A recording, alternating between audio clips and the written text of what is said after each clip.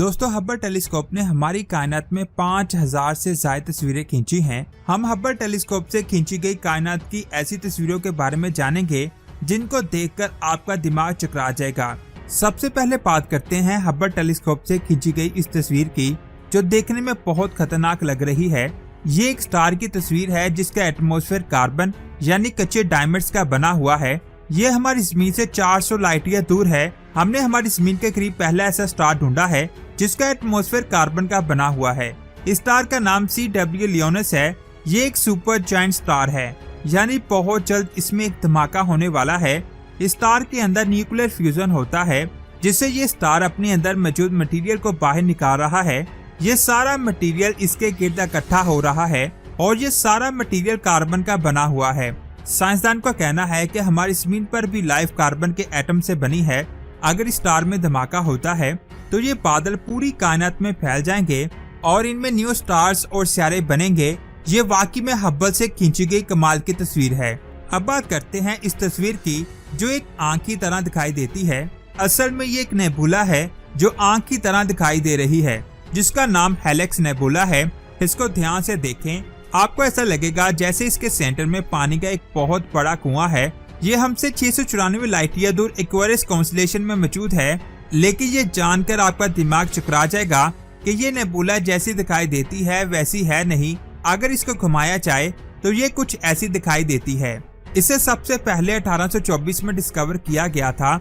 इसका size 2.8 light year है और इसके सेंटर में जो ब्लू कलर हमें दिखाई दिया था वो एक बहुत बड़ा बादल है। ये वाकई में हब्बल टेलीस्कोप से खींची गई एक शानदार तस्वीर है। इसके बाद हब्बल ने एक और तस्वीर खींची जिसका नाम है फॉर्मलहॉट, और ये भी एक बहुत बड़ी आंख की तरह दिखाई दे रही है। असल में ये गैस और डस्ट के बादल हैं, लेकिन इसके सेंटर में एक स्टार है जिसका नाम फॉर्मलहॉट है। और जब इस स्टार के साथ फॉर्मलहॉट की तस्वीर खींची गई तो ये तस्वीर ईगल की आंख की तरह दिखाई दे रही थी। इस तस्वीर को जिसने भी पहली बार देखा उसने इसे आंख ही समझा। ये सच में कमाल की तस्वीर थी। इसके बाद 2003 में हब्बल ने हमारे सोलर सिस्टम से बाहर एक सितारे की तस्वीर खींची जिसका नाम था PSR B1620-26b। ये जानकर आपका दिमाग चकरा जाएगा कि इस सितारे की उम्र 13 अरब साल है, यानी ये सितारा हमारी कायनात बनने के 80 करोड़ साल बाद बना था। और आज तक साइंसदानों ने कायनात में जितने भी सितारे ढूंढे हैं उनमें से ये सबसे पुराना सितारा है। ये हमारी जमीन से 8.5 अरब साल पुराना है और ये हमारी जमीन से 12,400 लाइट ईयर दूर है और इसकी ग्रेविटी हमारी जमीन से 2 गुना ज्यादा है। इसकी एक और हैरान करने वाली बात यह है कि ये एक नहीं बल्कि 2 स्टार्स को ऑर्बिट करता है।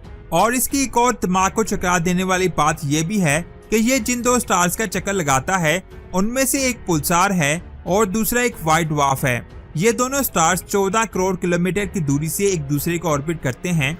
इसके बाद बात करते हैं 55 कैंसरी E की। इसे भी हब्बल टेलीस्कोप ने 2004 में ढूंढा था और ये सितारा हीरे का बना हुआ है। ये सितारा जिस स्टार को ऑर्बिट करता है वो बिल्कुल हमारे सूरज जैसा है और इसका मास हमारी जमीन के मास से 8 गुना ज्यादा है। ये हमारी जमीन से 40 लाइट ईयर दूर कैंसर कॉन्स्टेलेशन में मौजूद है।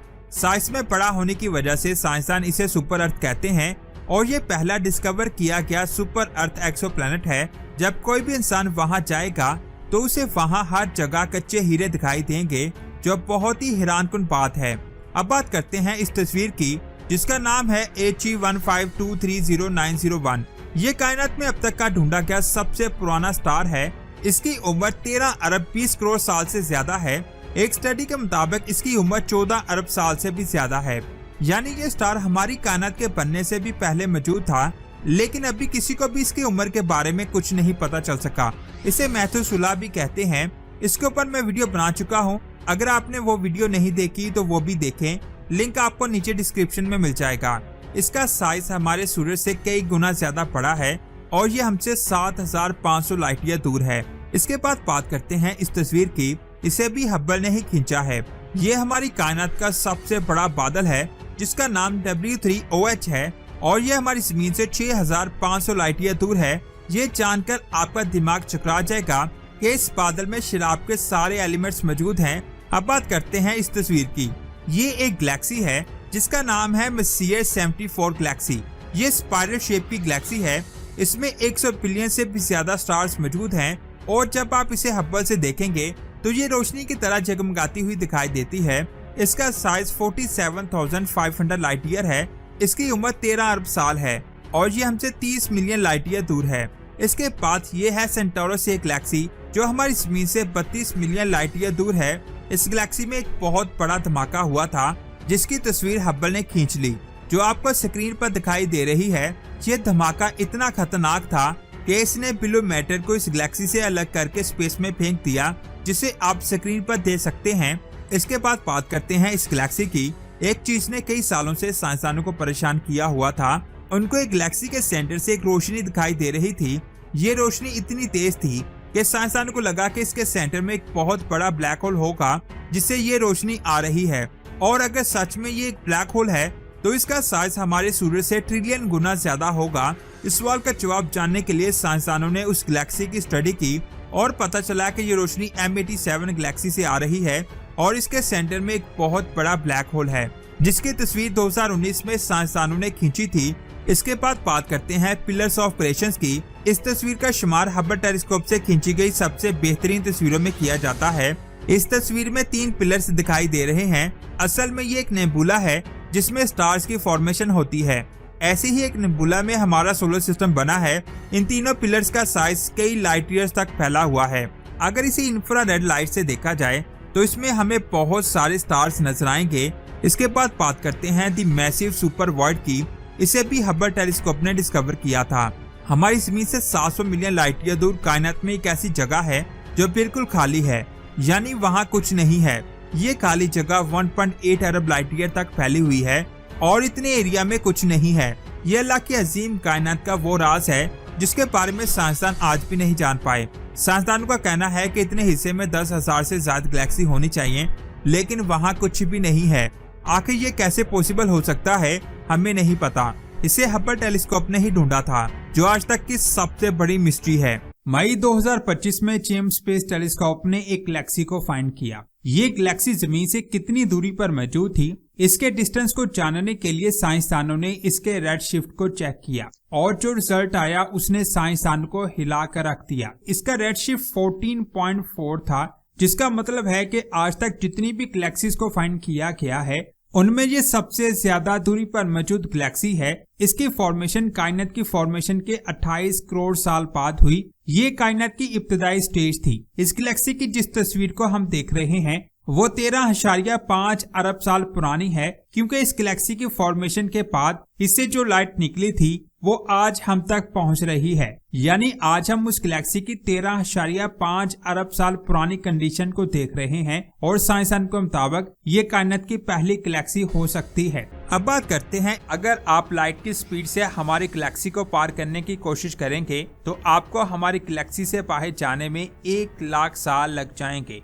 यानी हम कभी भी हमारी गैलेक्सी से बाहर नहीं जा सकते। फर्ज करें अगर साइंसदान एक ऐसा स्पेसशिप बना लें जो 1 लाइट ईयर की दूरी को सिर्फ 1 सेकंड में तय कर सके, यानी जो दूरी रोशनी 1 साल में तय करती है वो दूरी ये स्पेसक्राफ्ट सिर्फ और सिर्फ 1 सेकंड में तय करे और फिर इस स्पेसक्राफ्ट से लगातार 60 सालों तक स्पेस में सफर किया जाए, तो हम कायनात में कहां तक जा सकते हैं? क्या इतनी ज्यादा रफ्तार से हम कायनात से बाहर जा पाएंगे? ये अमेजिंग इन्फॉर्मेशन आप जानोगे आज की इस वीडियो में, तो पूरी वीडियो वॉच कीजिएगा। और आप देख रहे हैं स्पेस वर्ल्ड। 1 लाइट ईयर फी सेकंड की रफ्तार से आप सिर्फ 1 सेकंड में हमारे सोलर सिस्टम से बाहर चले जाओगे। 4 सेकंड तक सफर करने के बाद आप करीबी सोलर सिस्टम प्रोक्सिमा सेंटोरी के पास पहुंच जाओगे। इसके बाद 6 सेकंड में आप दूसरे करीबी स्टार बर्नार्ड पर पहुंच जाओगे और फिर 40 सेकंड के बाद आप ट्रैपिस्ट स्टार सिस्टम के पास होंगे। इस सोलर सिस्टम को पार करने के बाद आप 26,000 लाइट ईयर दूर मिल्की वे गैलेक्सी के सुपर मैसिव ब्लैक होल तक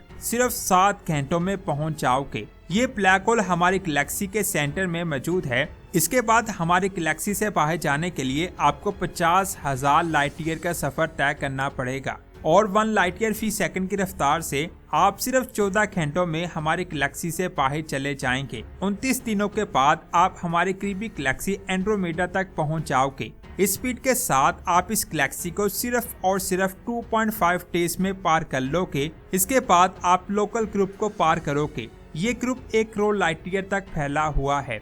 और इसे पार करने में आपको 116 दिन लग जाएंगे। इस ग्रुप को पार करने के बाद आपको स्पेस में सफर करते हुए 4 माह हो चुके हैं और अब आप दूसरे गैलेक्सी ग्रुप की तरफ जाओगे। लोकल ग्रुप से आगे 5 करोड़ 40 लाइट ईयर दूर विर्गो क्लस्टर आता है। उस क्लस्टर तक पहुंचने में आपको 1 साल और 9 माह लगेंगे। ये बात मैं आपको बता दूं, लोकल ग्रुप, विर्गो क्लस्टर और ऐसे ही 100 से ज्यादा क्लस्टर के मिलने से एक बहुत बड़ा क्लस्टर बनता है जिसे विर्गो सुपर क्लस्टर कहते हैं। आप अभी विर्गो क्लस्टर में हैं और इस क्लस्टर को पार करने में आपको 5 माह और 24 दिन लगेंगे, जिसके बाद आप विर्गो सुपर क्लस्टर में पहुंच जाओगे। यहाँ पर आपको बड़े बड़े गैलेक्सीज के ग्रुप स्टार्स के ग्रुप की तरह दिखाई देंगे। ये super cluster 11 crore light year तक फैला हुआ है। एक अंदाजे के मुताबिक इस क्लस्टर में 50,000 गैलेक्सीज मौजूद हैं और इस क्लस्टर को पार करने में आपको 4 साल और 10 महीने लग जाएंगे।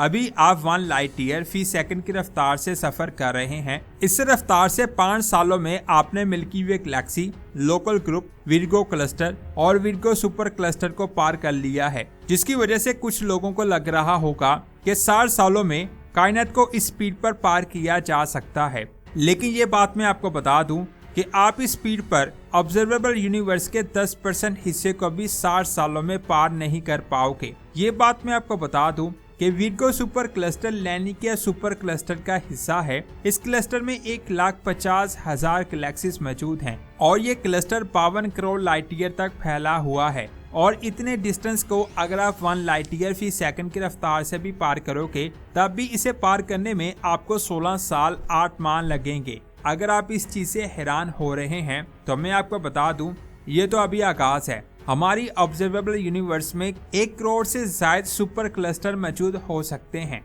तो जरा सोचिए हमारी पूरी कायनात कितनी बड़ी होगी, यानी हम कभी भी कायनात से बाहर नहीं जा सकते। लैनिकिया सुपर क्लस्टर को पार करने के बाद आपको गैलेक्सी फिलामेंट को पार करना होगा। कई सुपर क्लस्टर जब एक साथ जुड़ते हैं तो ये फिलामेंट बनते हैं। साइंसदान के मुताबिक ये सेम उसी तरह जुड़े होते हैं जैसे एक मकड़ी का जाल जुड़ा होता है। इन फिलामेंट्स को पार करने के बाद आप ऑब्जर्वेबल यूनिवर्स के किनारों तक जा सकते हो, लेकिन ये फिलामेंट बहुत ज्यादा बड़े होते हैं। ऐसा ही एक फिलामेंट है जिसका नाम है दी सैलून ग्रेट वॉल। इसका साइज 1 अरब 37 करोड़ लाइट ईयर है। अगर आप 1 लाइट ईयर फी सेकंड की रफ्तार से इसे पार करते हैं तो इसे पार करने में आपको 43 साल और 6 माह लगेंगे। इसी से आप अंदाजा लगा सकते हैं कि ये वॉल कितनी बड़ी है। लेकिन ये ग्रेट वॉल भी कुछ नहीं है। अगर आप कायनात के बहुत बड़े गैलेक्सी फिलामेंट्स को देखेंगे तो इनके आसपास आपको बहुत सारा गैप भी दिखाई देगा। इन गैप्स को वॉइड्स कहा जाता है। ये कायनात की खाली जगह है।